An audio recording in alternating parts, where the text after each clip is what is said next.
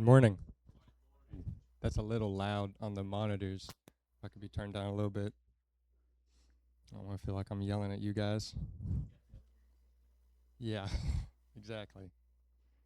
Um, that was an amazing worship service leading in. I don't know about you guys. I feel the Holy Spirit moving.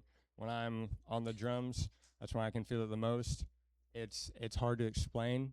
I mean, you kind of shake, you get shaky, your voice feels like it's trembling, your legs shake. It's just an amazing feeling overall. There's, in my opinion, absolutely nothing better than being in God's presence. This is going to be really awkward. What is your password? This isn't my tablet.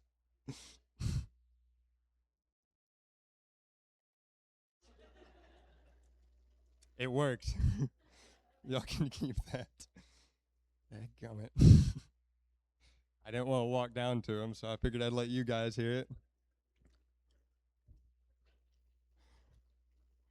I am very nervous. I don't think there is an amount of deodorant I could have put on. I'm so sweaty.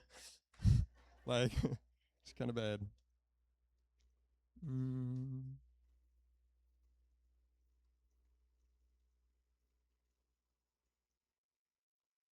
We already gonna have trouble? We might already have trouble. It's absolutely insane. Last night, okay, I'm gonna share a little something quick. We might be here for a minute because we're already having trouble. Last night, I'm sitting down and I'm on my laptop. I got plugged in, got my desk set up. I'm going. I was up till 5:30. I'm doing like this. I'm pacing around and I'm saying, God, please help me. I need the strength to give this message. It's a genuine message that I have been praying over for weeks. And I'm sitting there. I got all my stuffed animals laid up. I'm talking to them, and I still have stuffed animals, and I'm feeling it, and I'm really getting with it. And I had this moment that is exactly what my whole message is about. I had weakness in the back of my mind. I'm reading what I have. I'm saying this is good. I can feel it. Just me, myself, right here with the plushie.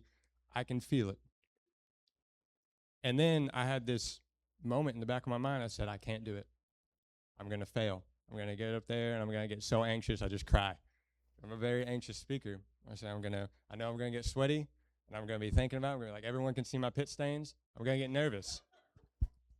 And that's exactly what this message is about today, is us being able to understand that God is above all of our problems and he can bring us up out of our troubles, out of that bad mindset.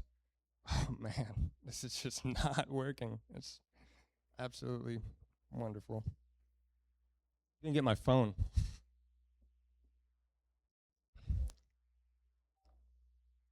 Yes.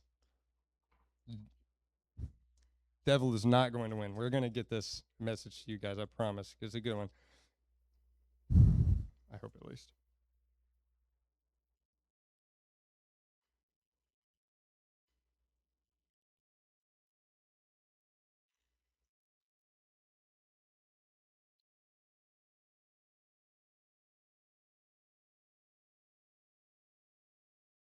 All right, we're just going to have to do it from the phone. That's all right. That's something. So, when I fall short, God stands tall. That is my message. So, I don't know about you. There have been times in my life I have hurt somebody and I've told them I was sorry. And then maybe I do the exact same thing to them or something very similar. And I say, I'm sorry. Then the same thing happens. I'm sorry. And it just keeps on going. At a certain point, I get to where I know I'm going to mess up. I'm going to do something wrong. I'm going to hurt them. Maybe even in the exact same way that I hurt them before.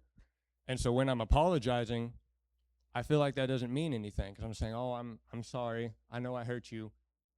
And in the back of my mind, I'm saying, I know I'm going to do it again, though. I know I will hurt you again. Right? So I watched a video of a man talking about whenever he prays, he said, when I'm praying forgiveness over something that I do, and I feel like I'm lying to God. That was his words. He said he felt like he was lying to God because he wasn't really able to apologize and ask for forgiveness because he knew he was going to do the same thing again. He was going to keep doing it. So his prayer wasn't that God come to me and help me get rid of this sin. It was go to the root of the problem. He's over here and he's doing the same thing over and over. Let's say it's lying. I don't know what it was. He didn't talk about it. Let's say he's lying. Instead of him saying, God, I'm tired of lying. I'm tired of committing this same thing over and again. I'm sorry. Instead of him doing all that and knowing he's going to do it, he came over to this side and he said, God, go to the place where I am at, the reason I am lying. I'm ashamed or I'm scared. Help that part of me, right? Because if we have a plant and it's deep rooted, if you cut off the leaves, that does nothing. The leaves going to grow back over time. God isn't trying to cut the leaves off. He's trying to get down to the root of the problem. He's trying to get down right where your real issues are, where you're scared, where you're hurting.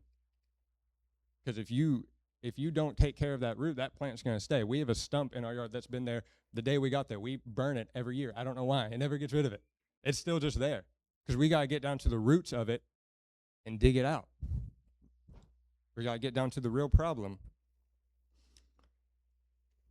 So he said, he asked God to help the part of him that keeps making that choice. So I'm going to read from Romans 7. This is 14 through 19. We know that the law is spiritual, but I am unspiritual, sold as a slave to sin. I do not understand what I do, for what I want to do, I do not do. But what I hate to do, and if I do what I do not want to do, I agree that the law is good. As it is no longer I myself who do it, but it is sin living me. That's a lot of do's, so it's kind of difficult, so I'm going to try to break it down a little bit. I absolutely love this, specifically in 16 and 17 when he says, and if I do what I do not want to do, I agree that the law is good. As it is no longer I myself who do it, but it is sin living in me. This is Paul talking, right? Paul brings people to the church. He's bringing people to Christ. And he, of all people, is saying, the things I don't want to do is what I do. I want to live for the glory of God. I want to be Christ-like, and I can't. No matter what I try, I just can't get it. But I keep on making this same mistake. And I had this realization when reading this that maybe our spirit wants to be with God. It's trying to be with God. We're trying to do good. But our flesh knows nothing of good. It only knows sin. So it is incapable for us not to keep falling into that sin, not to keep doing what we don't want to do. He goes on to say, for I know that good itself does not dwell in me, that is, in my sinful nature, his flesh. For I have the desire to do what is good, but I cannot carry it out. For I do not do the good I want to do, but the evil I do not want to do, this I keep doing. He just keeps falling in this trap, keeps on, he keeps sinning. He doesn't want to, we don't want to, I don't want to. We keep praying that prayer, God, forgive me for this sin, knowing we're going to do it again, knowing we're going to keep on either committing that same sin, similar sins, all the sins. So how do we fix that? I came up with this. You can coin it. The Christian life isn't the absence of struggle. It's the presence of Jesus in the struggle. Too many times, I think we fail because we're going to, right? That's what initially I wanted to say for my sermon title, What If I Fall? And I think that's redundant. What if? This isn't a what if situation. It's when I fall, because you're going to, right? For the adults, they kind of understand this. For the youth, you need to know that you're not going to be perfect. You're going to fail. I don't see someone going into a basketball game or a game sport and saying, yeah, they're really good. Probably going to get beat today. All right, let's go do it. Why would you do that? You accept defeat in that moment. This is a thing, this Christian life that we live, we have to say, I know I'm going to be over here on this side where I fail, I fall, I sin. It's impossible for us not to, right? We're not all Benny. I make that joke every time. I love that joke. That's such a funny joke. We're not all Benny or Jesus. We can't do it. So we're going to fall. So what do we do once we fall? Oh, we pray. God, I'm sorry, without really having any intention on fixing it, right? We see that a lot even just in our own life. Money. I'm a bad spender. I spend a lot of money on really dumb stuff. I bought, like a month ago, I bought a katana just because. I mean, I don't need one. I don't use it. It's just on my wall. And then I say, man, I need money. Or a better example is every day at work, I go out and eat lunch. The other day we ate hibachi, and I was like, man, this is $20 I need. I ate the whole plate, but I made my money's worth. But that's my problem, right? I'm saying, man, I don't have money. I need more money, but I don't go buy groceries. I'm trying to cut off the leaf when the root of the problem is still there. I can go buy groceries. Ramen's really cheap. I can go buy that. I just don't. That's why my problem still exists. That's why our struggle still exists with sin. But with the wonderful thing about Christianity and this lifestyle that we choose to live is that Jesus is the easiest answer. He's the simplest answer. It's hard to make out meal plans. It's hard for me to go buy groceries. I don't like going to Walmart. It's really easy for me to say, God, I need you. I keep on failing. I keep on falling. Help me find the root of my sin. Help me find the initial thing that is causing me to come against you. He will show you. Because he wants us, right? We know this. Our spirit is longing for him, and he's trying to grab it. So when we fall, our flesh he doesn't care about that. He's coming down, and he's picking us up, and he's saying, no, come back over here where you belong. You keep doing this same thing, but then you don't ask me why you're doing it, how you can stop it. You just ask, I don't want to do it anymore, God. Help me not do it. And then we go on. I do that all the time, and I have to catch myself. I make a mistake, repetitive. Most of my sins are repetitive sins, transgressions, right? Sin is missing the mark, missing the target, which is God. A transgression is a repeated sin. You still care about it. You still don't want to do it, but that's a repeated sin. And iniquities, sin you don't care about it anymore. One day, I fear some of my transgressions. I keep on falling, keep on doing the same thing. I'm worried one day it's going to become an iniquity. So instead of just trying to cut off the leaf, I should go down to the root. I should ask God, why do I keep doing this thing every day? Maybe the reason I get so angry at work, I get mad at my coworkers, is because I don't listen to good music on the way to work. I don't pray every day before I go to work. I don't spend time in the Word. And so when I get to work, my coworker just keeps on. Eventually, I snap. I might have called him some mean things. This happened this week. And I just sit down and I had to say, God, why is it that this guy makes me so mad? I don't know why he makes me so mad. Every day he makes me so mad. So I have to ask him, instead of saying, God, help me, I don't want to get mad at him anymore. It's doing nothing, right? I have to get down to the root of the problem and ask God to help me figure out why this guy makes me mad so I can fix it, so I can be better, a light to him. In Matthew 14, this is the story of Peter walking on water. 14:25.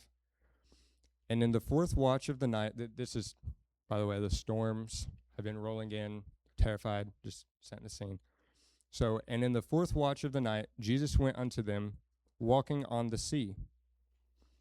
And when the disciples saw him walking on the sea, they were troubled, saying, It is a spirit, and they cried out for fear. But straightway Jesus said unto them, saying, Be of good cheer, it is I, do not be afraid. 28 says, And Peter answered him and said, Lord, If it be thou, bid me come unto thee on the water. And he said, Come. When Peter was come down out of the ship, he walked on the water to go to Jesus. But when he saw the wind boisterous, he was afraid, and beginning to sink, he cried, saying, Lord, save me. And immediately, that key word, immediately, Jesus stretched forth his hand and caught him and said unto him, O thou of little faith, wherefore didst you doubt? And when they were come into the ship, the wind ceased. Then they that were in the ship came and worshipped him, saying, Of a truth thou art the Son of God. I'm going to skip to another verse real quick. So in Matthew 26:75, and Peter remembered the word of Jesus, which said unto him, Before the cock crow, thou shalt deny me thrice. And he went out and wept bitterly. There's another story, I didn't put it in here, but when Peter draws his sword and he tells Jesus that I'll fight for him, be for him, and the girl says, Do you even know him? Do you know this man that you're doing this for? So we see multiple times Peter probably, I would think, out of the disciples, he loves Jesus the most. As I say, he's willing to die for him. He's ready to go to the ends of the earth for him. And yet he fails Jesus every time. And still, that key word, immediately, when he called out to Jesus, he reached his hand out. Immediately. No matter how many times. If I was about to die, I'm about to die, and I hear that Justin went around and said, Korbin, I don't know that guy. I don't know him. I've never heard of him, never spoke to him. I would say, Justin, you just helped me get some new tires for my car, some beautiful tires. What happened to that? You're not my friend.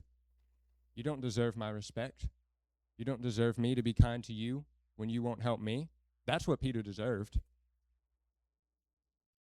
But that's not what Jesus does. He immediately comes to him when Peter asks. And something interesting that I thought of too is that the only person that would be mentioning Peter's failures and keep on harping about it is Peter. Jesus never said, Peter, you failed me, you're a disappointment, all these things. Peter's thinking that. When I sin and I fall, I get upset. I think, man, I'm sorry, God, I failed you. I'm just no good. I keep on doing this. I don't know how to stop.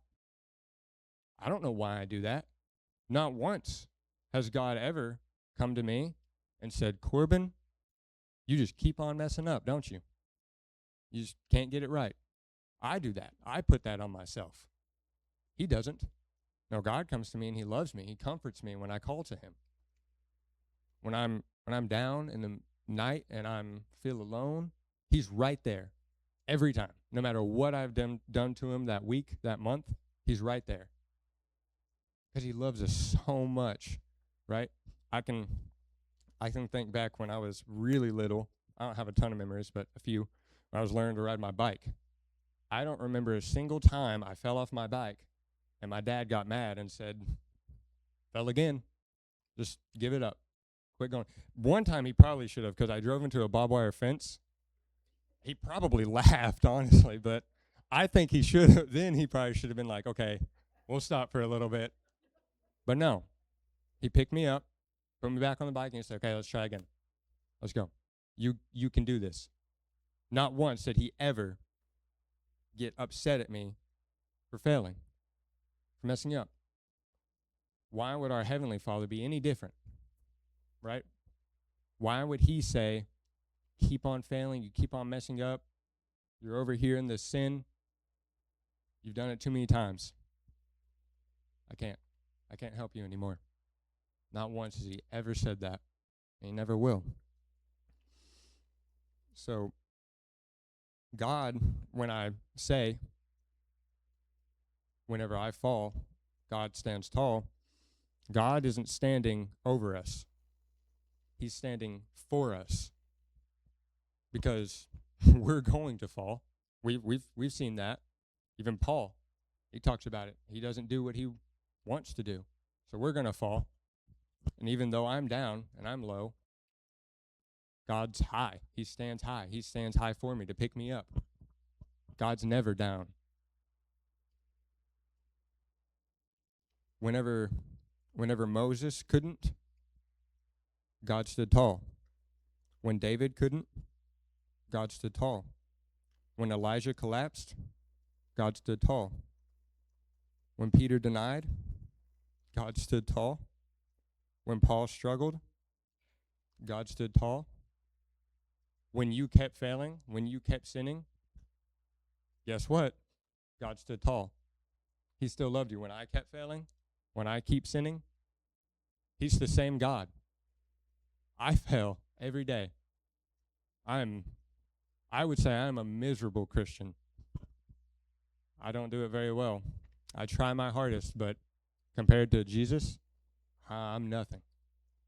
And that's why I love him so much, is because he's so much better than me, and yet he goes out of his way to help me. He leaves the 99 for the one. I'm that one every day, sometimes a couple times a day. And he leaves and says, okay, Korbin, come on, let's go. Let's get back to it.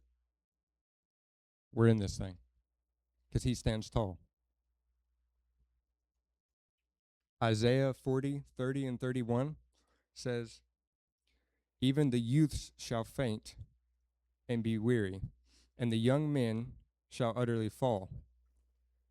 But they that wait upon the Lord shall receive their strength. They shall mount up with wings as eagles. They shall run and not be weary, and they shall walk and not faint. Right? So the title is, even when I fall, God stands tall. When I'm down, I'm not able to walk. But when I put my faith in God and I trust in him, and I know he's tall, I know he's going to be there for me, I can lean on him and get back up, and I can start walking back over here where I belong, where my soul yearns, versus where my flesh keeps on doing the thing it knows to do and drag me down. Do I let that defeat me? Why? Why would I let that defeat me? We fail. We lose. I don't know a single athlete that hasn't lost once, at least once in their career. And what do? They get back up and they walk back out. I don't know, I'm not a sports guy. They walk back out to the court, the field, and they try it again, and they do better. They say, okay, I learned from my mistakes. This is what I need to do this time. Treat this Christianity the same way. We fall, we sin, get back up. God, what did I do wrong? Show me how I can do better. Show me the path. Show me the roots that I can dig up and plant good Christianly roots that bear good fruit. Connection. I told Pastor Michael this morning, I was like, I feel like I really got something this time, like I'm connecting dots. And I feel cool. I feel smart. We can bear those fruits if we ask him to show us the dead roots in our life. Thank you. She said that's good. I came up with that on the spot. Man, I'm crazy. So, notice it didn't say that they never stumble in Isaiah. It says they wait. The Christian life isn't proving your strength. It's depending on life. They have patience. I think Christianity is the hardest discipline in the world. Maybe Judaism or Muslim is harder, but Christianity is really hard because the one thing about Christianity is that Satan knows we're right. He knows. And he's going to be the one to attack us above anybody else. He wants nothing more than to grab your faith, your flesh, and rip it down. He wants to make you fall every time. He wants to leave out little things that you can trip over and fall. It's difficult. I know it's difficult. I've experienced it. And I wanted something today that I could try to touch everyone's heart in here with the adults and the youth. But for the youth specifically, my message is you're going to fall. Most of you are going into high school. There's a lot of things going to come against you, a lot of people going to come against you, very well even teachers that could come against you. You will fall. You will fail. It happens. So what do? Get back up. You ask God, I see these dead roots there in my life. I don't want to just keep on saying the old same prayer. Help me. Help me find a new way. Help me get around it instead of just trying to barrel through it, because you can't. You can't. Because that leads down a path of, okay, well, maybe I'll start doing drugs, and maybe I'll drink, and maybe I'll hang out with bad people, because that makes me feel better, right? That's all your flesh wants, because once you're down, it wants to keep you there as long as it can, right? First, you just kind of get down on a knee, and it's got you on all fours, then you're laying down, and the next thing you know, you got a long way back up. That's what's amazing, is that God's tall, right? He can pick you right back up. That is the key to my message for you guys today. It's that every time you fall, it's going to happen.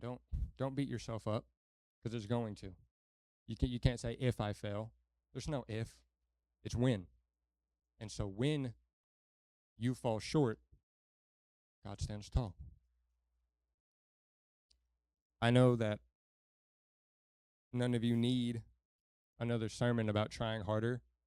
That doesn't help. So I thought it'd be better if no, you need guilt. You've all carried enough. Maybe your prayer isn't God, help me stop. Maybe it's God, would you love the part of me that I keep trying to hide from you? Would you show the part of me that I keep hiding from you? Present that to me and help me overcome that. Because he already knows it's there. He knows our hearts. Maybe we just have to ask him to present it to us. So in closing, the gospel isn't the story of people who finally stood tall for God. It's the story of a God who stood tall for people who kept falling short. I just want to harp that as much as possible, especially to these youth, because it is the back to school. So I wanted to have something that I could really hit with y'all, but hopefully touch everyone else. We fall short. We do. And eventually you'll learn, and you won't beat yourself up over it, because that's the worst thing you can do. That's what Satan wants. He can make you stumble and then make you hate yourself for it, make you upset at yourself. That's a win for him. God doesn't do that. And it hurts his heart. But it hurts his heart more for you to stay down there when he can lift you up so easily.